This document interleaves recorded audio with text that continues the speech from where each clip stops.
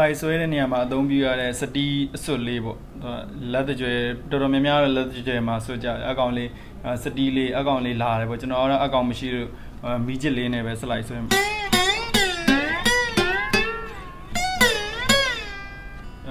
ဖန်တို့စတီးတို့ဆိုရင်တော့အတန်ပူလာတယ်ဗျတော့ဂီတာဆိုင်မှာဝယ်လို့ရတဲ့စတီးလေးပေါ့စလိုက်ဆွဲတဲ့ဟာလေးအကောင်လေးတော်တော်များများလက်တကြွယ်မှာဆွတ်တယ်လက်ကလေးမှာလည်းဆွတ်ကြရပေါ့လက်သန်းမှာလည်းဆွတ်ကြရကိုအဆင်ပြေတဲ့ကိုလီတီးကျင်တဲ့ဟာပေါ့မူတီးပြီးတော့ဆွတ်ကြရပေါ့ကျွန်တော်ကတော့မီးချစ်လေးနဲ့ပဲပြမယ်မီးချစ်ဇောင်းလေးနဲ့ပဲကျိုးရဲ့အပေါ်မှာတင်ယုံမဲ့တင်ထား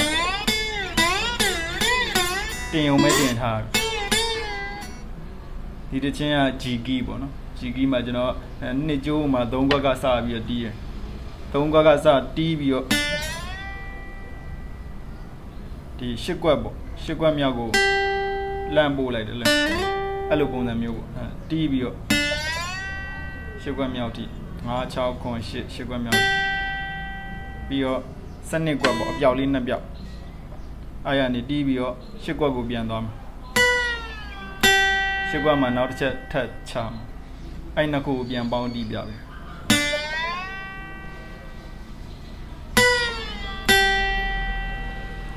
ပြီးရင်နှစ်ကျိုးပဲနော်3ခွက်ကနေ5ခွက်